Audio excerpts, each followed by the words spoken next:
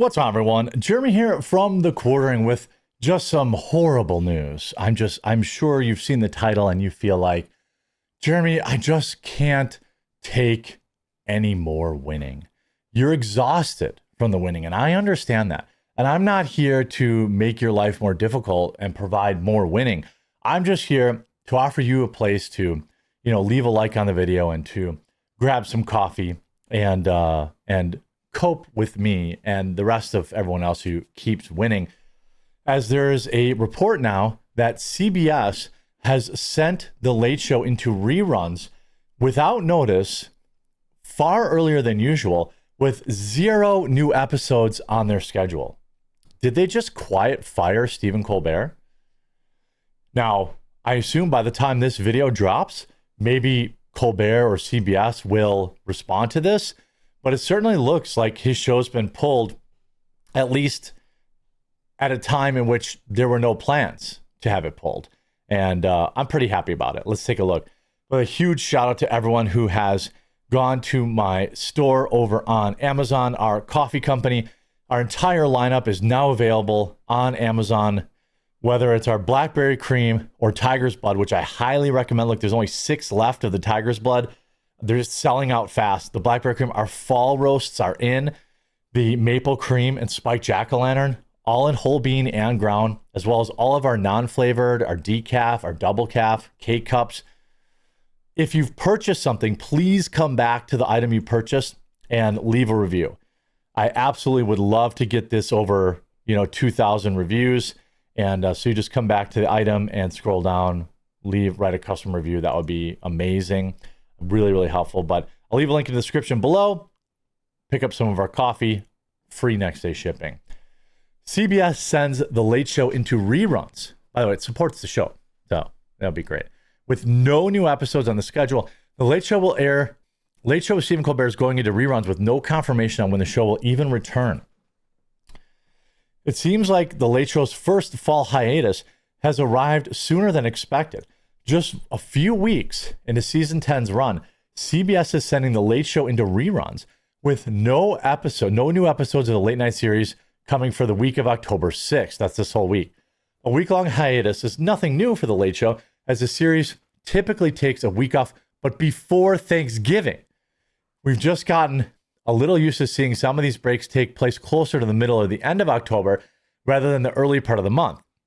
Last year's break, for example, didn't occur until the week of October 16th. And even then, we got a special at-home episode of the show on Monday before reruns began. What's interesting about this break is that it's unclear whether it will be simply a one-week break or if The Late Show is going to be in reruns for more than just the week ahead. CBS typically only releases the late night show schedule on a week-to-week basis, meaning we currently only have a listing information for this week when they're off. Given that October 13th is a holiday, it's likely that the earliest we'll see The Late Show back with a fresh episode will be Tuesday, October 14th. However, we'll have to wait and see and get confirmation on CBS to know if The Late Show will indeed be back next week.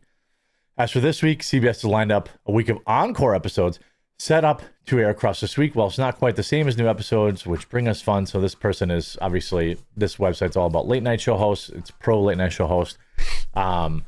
The late night show audience thought Stephen Colbert was doing a bit the day he announced his cancellation. What's interesting is you see Allison's next move, canceling Colbert without canceling Colbert.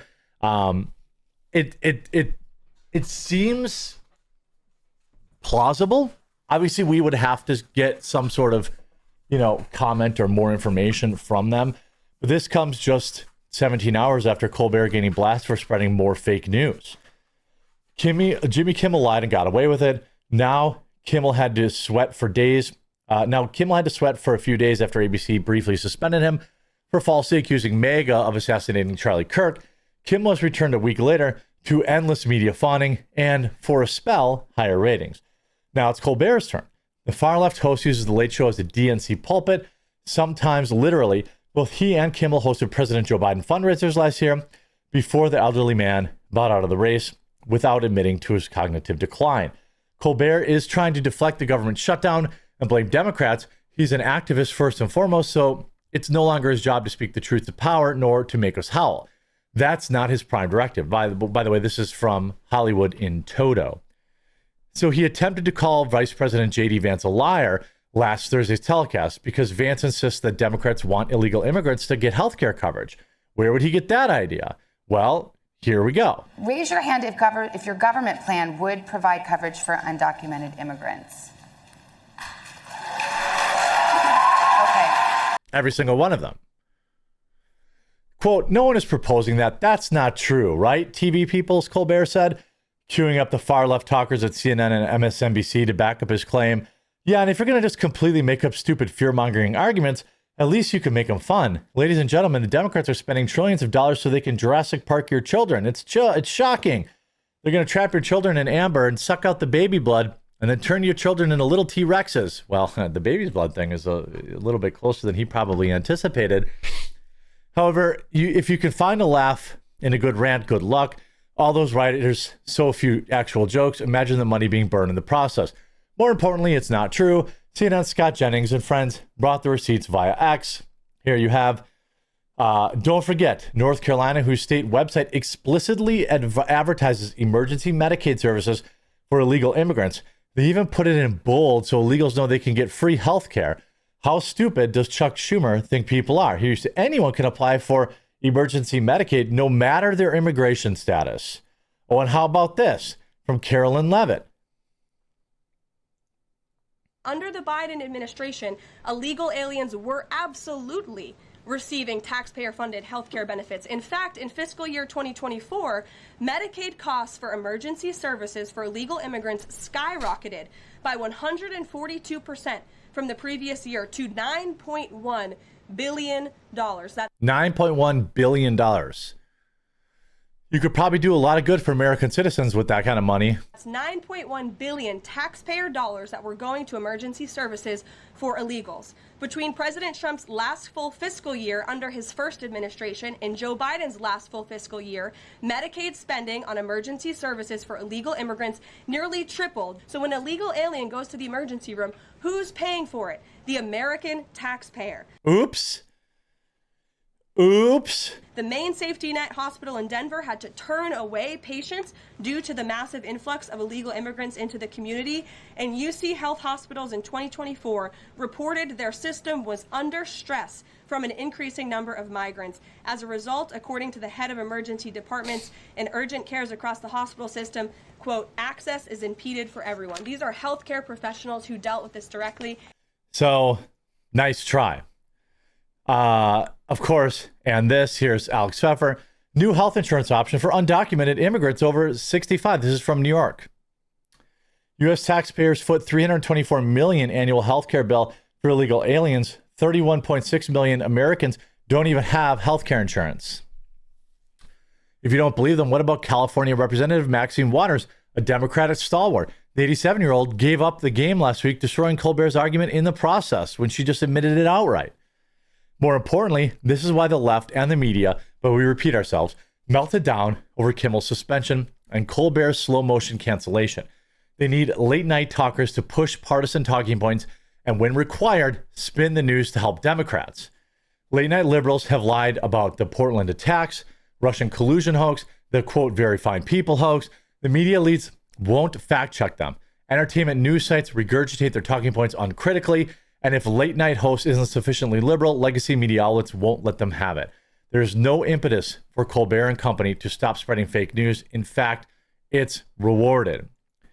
Now, again, we don't know, if they're trying to run out the clock on him, because we know he's done in May, and I don't know how many new episodes he does around Christmas time, to be honest. But you see here, this came out yesterday. Stephen Colbert's 3-year contract was a big factor when CBS canceled the late night show. A head honcho got real about lesser known details. One of the biggest TV stories this summer involved around CBS, unexpected to most, cancellation of its late night mainstay, The Late Show with Stephen Colbert, citing financial issues as the biggest cause, while also pointing blame at Colbert's lack of momentum on YouTube and social media. Those excuses were debated publicly, with Jimmy Kimmel and Moore expressing disbelief that money trouble suddenly cropped up at the same time the CBS boss, Paramount, was attempting to finalize a merger with Skydance Media. Well, how about the end of USAID? and a lot of the Biden administration funding that was probably, in my opinion, flowing into these shows. Nobody was looking at that. Well, we were, but George Cheeks, who ascended to the chair of TV media at the merger, made it official, addressed a key component that went into the network's decision to end The Late Show after its upcoming 11th season, saying Cheeks first claimed that The Late Show was losing tens of millions of dollars a year, not quite confirming the $40 million a year losses that were reported by others. I mean, yeah, it's not really that big of a question that the show is losing money. Now, again, I obviously believe that that Kimmel is also losing money, but maybe Fox is just in a better position. You see that Stephen Colbert was losing millions of dollars, thus he was let go. It's not a free speech issue, it's a common sense business issue. Television is changing rapidly. In the last few years, what America needs to do is sit down and start watching TV again. Demand better shows and sitcoms. Our homes are the best places to be these days, not bars or restaurants or clubs. I disagree. Americans don't need to watch more television. We need to watch less.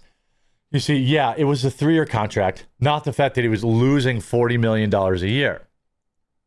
They're still trying to spin this. They're still trying to spin all this nonsense.